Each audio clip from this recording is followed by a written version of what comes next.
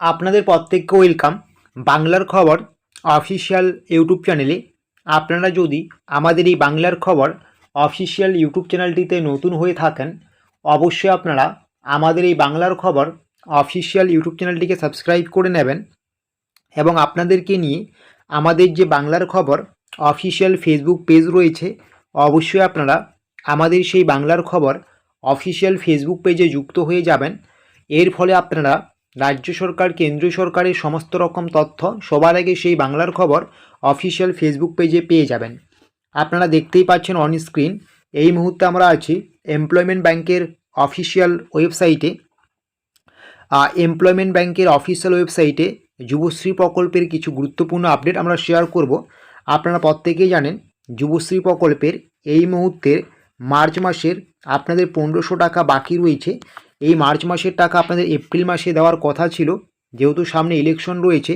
আপনাদের প্রত্যেকের মনে একটা কোশ্চেন যে ইলেকশনের আগে নাকি ইলেকশনের পরে দেবে যুবশ্রী প্রকল্পের মার্চ মাসের 1500 টাকা এই এপ্রিল মাসে কবে দেবে, সেটা কত তারিখের মধ্যে দিতে পারে, সেটা নিয়ে আমরা আলোচনা করব। মূলত যে বিষয়টা আপনারা জিজ্ঞাসা করছেন যে ইলেকশনের আগে নাকি ইলেকশনের পরে দেবে, সেটা নিয়ে আজকের এই মূল ভিডিও।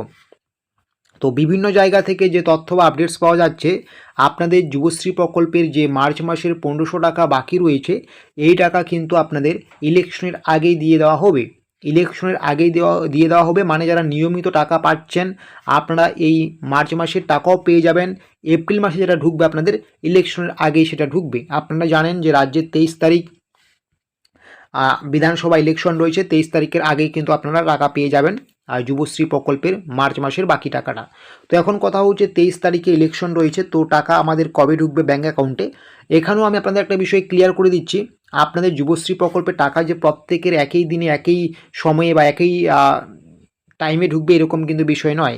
এটা কিন্তু কারো একটু আগে ঢুকবে, কারো একটু পরে ঢুকবে, এরকমটাও হতে পারে যে আগে বিধানসভা ভোটের আগেও টাকা দেওয়ার প্রক্রিয়া শুরু হলেও অনেকে আবার ভোটের পরেও পেয়ে যাবেন, এরকমও কিন্তু হতে পারে, দু একদিন পরেও পেতে পারেন। ঠিক আছে, তো সেগুলো ধরলে চলবে না। তো সার্বিকভাবে বিচার বিবেচনা করলে, তো আপনারা জানেন যে রাজ্যে ইলেকশন রয়েছে 23 তারিখ। যেহেতু রাজ্যে ইলেকশন 23 তারিখ রয়েছে, আপনারা ধরে রাখুন যে আজকে এপ্রিলের 10 তারিখ, 10 তারিখ থেকে 20 তারিখ, এই 10 দিনের মধ্যে, মাঝখানে যে 10 দিনের একটা গ্যাপ রয়েছে, এই 10 দিনের মধ্যে যে কোনো সময় কিন্তু আপনাদের ব্যাঙ্ক অ্যাকাউন্টে ঢোকা শুরু হতে পারে যুবশ্রী প্রকল্পের মার্চ মাসের পেন্ডিং বা বাকি টাকাটা। তো এটাই ছিল যুবশ্রী প্রকল্পের টাকা ঢোকা নিয়ে একটি গুরুত্বপূর্ণ আপডেট। এইরকমই গুরুত্বপূর্ণ আপডেট বা তথ্যগুলো পাওয়ার জন্য অবশ্যই আপনারা আমাদের এই বাংলার খবর অফিসিয়াল ইউটিউব চ্যানেলটিকে সাবস্ক্রাইব করে নোটিফিকেশনটাকে অন করে রাখবেন এবং পরবর্তীতে গুরুত্বপূর্ণ তথ্য বা আপডেটসগুলো পাওয়ার জন্য তো আপনাদের যে ফেসবুক পেজ রয়েছে সেখানে যুক্ত হতে ভুলবেন না। ডেসক্রিপশন বক্সে আমরা লিঙ্ক দিয়েছি।